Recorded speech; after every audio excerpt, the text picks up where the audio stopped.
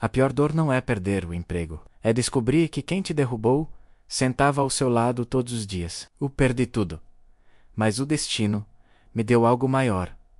A chance de assinar o destino deles. Nunca pensei que um café da manhã de segunda-feira pudesse mudar a minha vida. Acordei mais cedo, coloquei minha melhor camisa azul, menos a mesma que usava em todas as reuniões importantes, e saí de casa acreditando que aquele seria apenas mais um dia comum no trabalho. Eu estava enganado. Trabalhava há 10 anos na empresa. Conhecia cada corredor, cada voz, cada olhar. Era mais do que um emprego.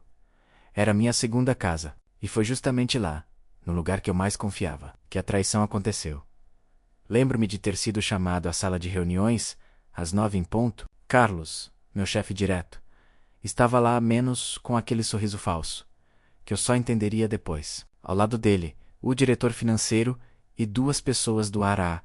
O clima era pesado. O ar quase não circulava, João. Precisamos conversar sobre um problema grave, disse Carlos, cruzando as mãos sobre a mesa. Problema? Perguntei, tentando manter a calma. Ele abriu uma pasta com alguns relatórios. Houve um desfalque no orçamento do último trimestre, e todos os indícios apontam para você. Naquele instante, o chão pareceu desaparecer. Eu, que sempre fui o primeiro a chegar e o último a sair, estava sendo acusado de fraude. Isso é um absurdo, respondi. Eu mesmo assinei e revisei cada planilha. Carlos apenas baixou os olhos fingindo pesar. João, é melhor você se afastar até a conclusão da investigação. Saí da sala sob os olhares de todos. Cada colega que antes sorria, agora virava o rosto. Em poucas horas, eu deixava o prédio com uma caixa nas mãos e um nó na garganta. Na calçada, o vento frio cortava meu rosto. Traído, no trabalho. Por quem eu mais confiava? Em casa, sentei na poltrona e encarei o espelho. Eu via um homem cansado, perdido, mas não destruído. Peguei o envelope com a carta de suspensão e li cada linha. Entre os números e assinaturas, algo chamou minha atenção. Uma data alterada à caneta. Alguém havia manipulado os relatórios. O coração acelerou. Carlos! Ele sempre quis minha vaga. E agora eu entendia tudo. Naquela noite. Não dormi. Fiquei olhando para o teto e repetindo uma promessa silenciosa. Vocês me tiraram o cargo, mas não vão tirar minha dignidade. Eu vou voltar. E naquele momento, sem saber como, sem saber quando, nasceu a ideia que mudaria tudo. Os dias seguintes foram um mergulho lento no vazio. Quando o telefone tocava, eu sabia que não era ninguém me oferecendo ajuda menos. Eram apenas cobranças, lembretes de uma vida que estava desmoronando. As pessoas que antes me chamavam para o almoço, agora fingiam não me conhecer. O silêncio era o som mais alto da minha casa. Eu passei horas olhando para aquele relatório. As linhas, os números, a assinatura falsa de um depósito que eu nunca autorizei. Tudo gritava que eu era inocente, mas ninguém queria ouvir. O mundo corporativo não tem tempo para inocentes, só para resultados. Minha esposa tentava me consolar, mas eu via nos olhos dela o medo. João? E se for verdade? Ela perguntou uma noite, sem perceber o quanto aquela frase me feriu. N. Ou a culpei, quando todos duvidam de você, até quem te ama começa a hesitar. Comecei a sair à noite, andar pelas ruas, pensando em tudo que construí e perdi. Era estranho perceber que o que mais doía não era o dinheiro, nem o cargo. Era a traição, o golpe de quem você acreditava estar do seu lado. Lembro de ter parado diante da vitrine de uma loja fechada, olhando meu reflexo entre as luzes apagadas. Você virou o vilão da sua própria história, João. Eu sorri, amargo. Talvez sim, aos olhos deles, mas dentro de mim nascia algo diferente. Uma força silenciosa, feita de raiva contida e de propósito. Numa madrugada, abri meu laptop velho e comecei a revisar todos os arquivos antigos salvos em pendrives, planilhas, e-mails, mensagens internas, tudo que podia provar o que fizeram comigo. Passei a noite em claro buscando rastros e encontrei um e-mail com data anterior à alteração do orçamento. Era a prova de que alguém mexera no sistema antes de mim. Peguei um caderno e escrevi na primeira página, plano de volta. Não sabia o que aquele plano significava ainda, mas o título me deu paz. A vingança não era gritar, era se preparar em silêncio. As semanas seguintes foram de recomeço e aprendizado. Enviei currículos, recebi recusas. Mas um dia, um velho amigo da faculdade, Pedro, me ligou. Tem uma vaga pequena. Coisa de entrega se quiser começar de novo?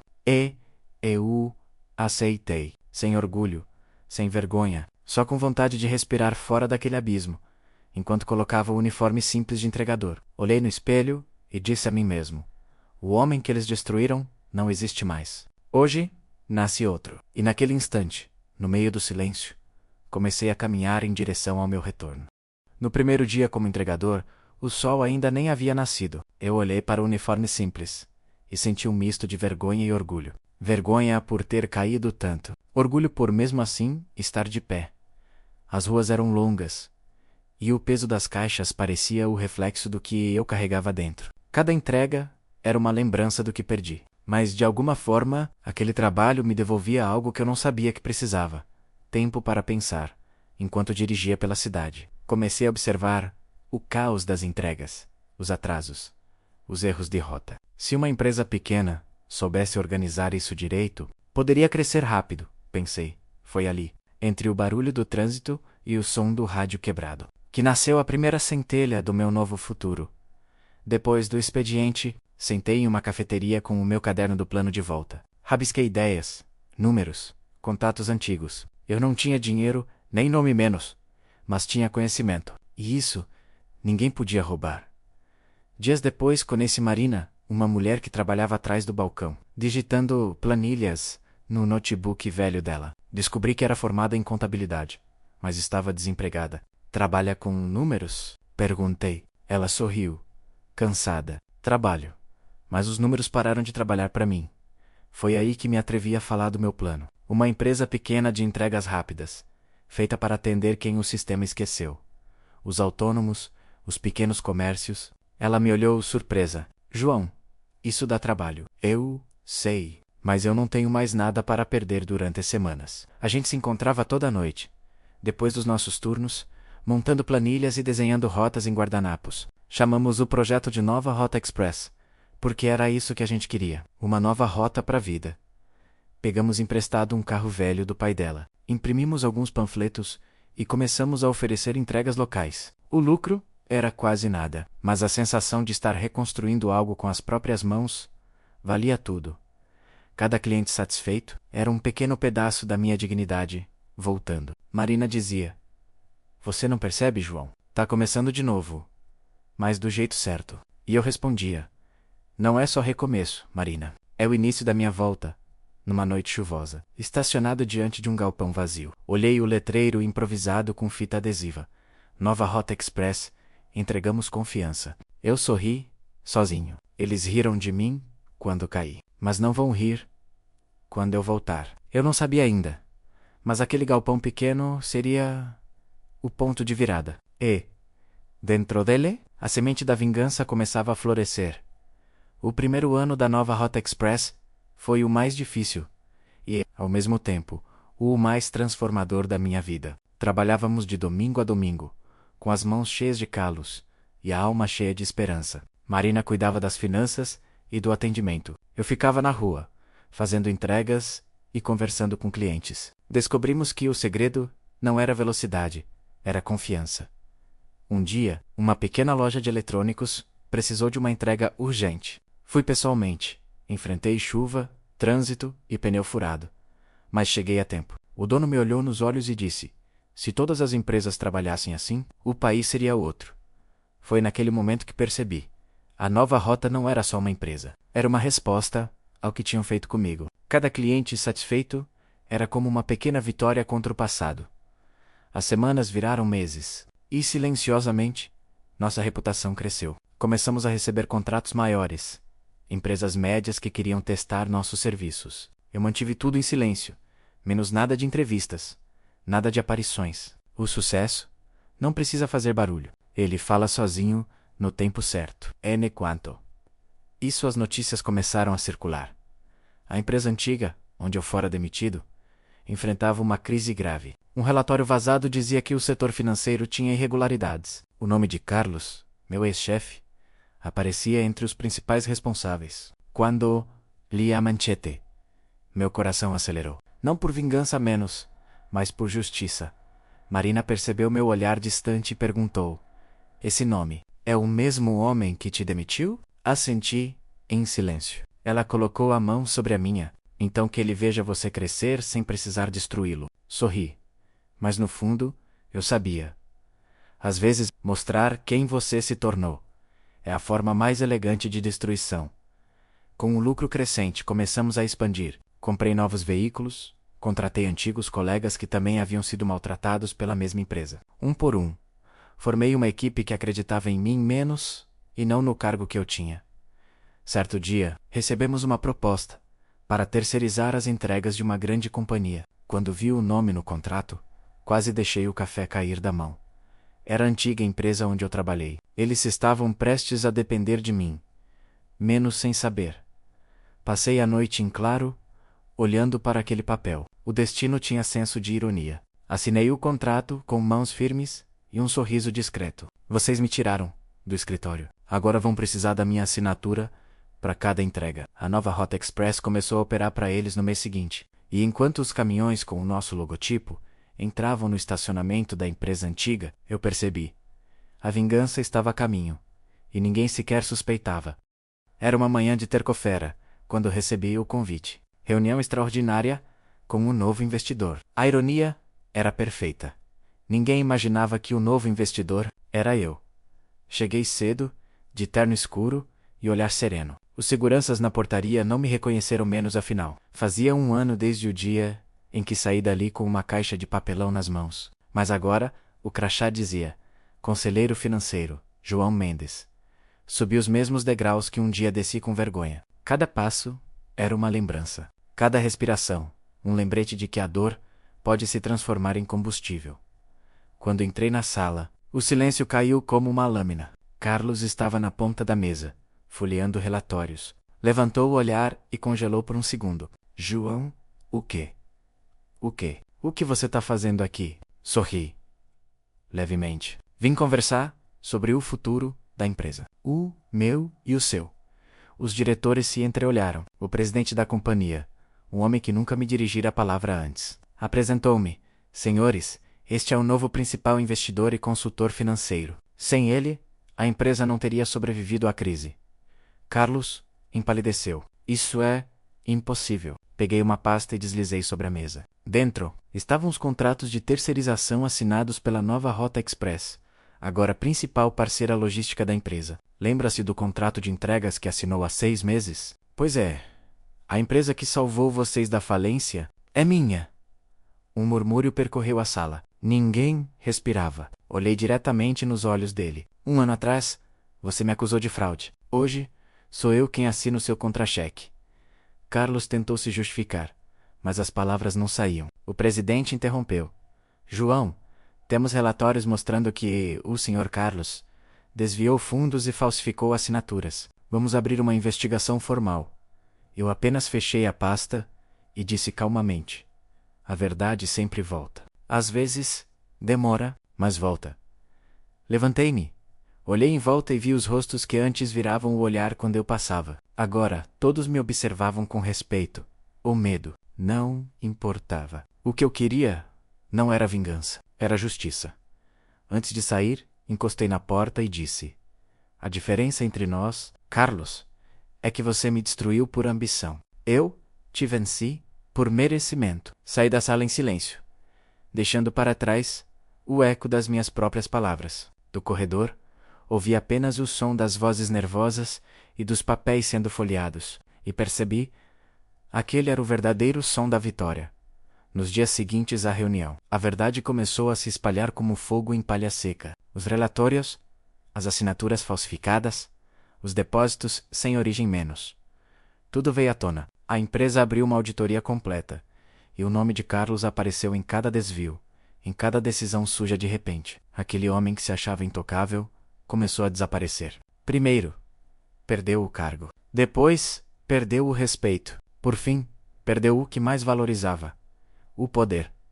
Eu assistia tudo à distância, em silêncio. Não havia alegria, apenas uma sensação estranha de fechamento. Ver a queda de alguém que te destruiu não é doce, é apenas inevitável. Marina me perguntou uma noite, enquanto revisávamos contratos na nova rota: vai aproveitar o momento e se vingar de verdade? Olhei para ela, pensei um instante e respondi: não preciso. Ele mesmo se destruiu. Eu só dei um empurrão com a verdade. Os jornais começaram a publicar matérias com manchetes. Como escândalo interno revela fraude milionária, e ex-diretor é investigado por desvio de verbas. Meu telefone não parava de tocar. Repórteres, antigos colegas, até amigos que sumiram quando caí. Todos queriam ouvir a minha versão. Mas eu não dei entrevista. Quem precisa se justificar ainda não venceu. Enquanto isso, a nova Rota Express crescia como nunca. O contrato com a antiga empresa foi mantido, sob nova direção, e, ironicamente, eu mesmo fui convidado a participar do conselho administrativo. Desta vez, aceitei. Mas não por vaidade. Eu queria garantir que nunca mais alguém fosse destruído como eu fui. No dia em que Carlos foi oficialmente demitido, recebi uma mensagem dele. Apenas uma frase: "Você venceu. Espero que esteja satisfeito." Olhei a tela por alguns segundos antes de responder. Não, Carlos. Aprendi. E isso vale mais que vencer. Fechei o celular e respirei fundo. O peso de um ano inteiro parecia sair dos meus ombros. A justiça não grita menos. Ela sussurra, quando o silêncio finalmente faz sentido. Naquela noite, fiquei sozinho no escritório. Do lado de fora a cidade dormia, e a chuva batia leve nos vidros. Peguei a primeira pasta que guardei quando comecei tudo isso, o caderno do plano de volta. As páginas estavam amareladas, marcadas por café e raiva. Sorri ao ver a primeira frase que escrevi. Eles me tiraram o cargo, mas não vão tirar minha dignidade. E percebi que tinha cumprido minha promessa. Não com gritos, nem vingança menos, mas com trabalho, verdade e fé, em mim mesmo. A queda dos traidores não era o fim da minha história. Era apenas o começo de uma nova fase. A de quem entende que o perdão não é fraqueza. É liberdade. É liberdade. A vida tem um jeito curioso de nos devolver aquilo que perdemos menos nunca, da forma que esperamos, mas sempre na medida certa. Alguns meses depois da queda de Carlos, a nova Rota Express já era uma das empresas mais respeitadas do setor. Tínhamos filiais em 3 cidades, dezenas de funcionários, contratos sólidos e um futuro promissor. Mas às vezes, no meio de tanto sucesso, eu me pegava olhando para o vazio da minha sala e perguntando: era isso que eu queria? Ou era só o que restava? O silêncio, que antes era o meu inimigo, agora era a companhia constante. Não havia mais raiva, nem desejo de revanche. Menos apenas um tipo de calma melancólica. Difícil de explicar, Marina percebeu. Você venceu, João. Por que parece tão distante? Olhei pela janela, observando o movimento da cidade. Porque vencer não é o mesmo que se curar. Ela sorriu, triste. Então talvez agora seja a hora de curar. Comecei a visitar meus antigos colegas. Não para cobrar, mas para perdoar. Alguns ainda me evitavam embergonados. Outros me abraçaram em silêncio. Percebi que, de certa forma, todos haviam sido vítimas de um sistema frio, onde confiança valia menos que um relatório. Um dia, passei em frente ao prédio da antiga empresa. A placa com o nome da companhia estava sendo trocada.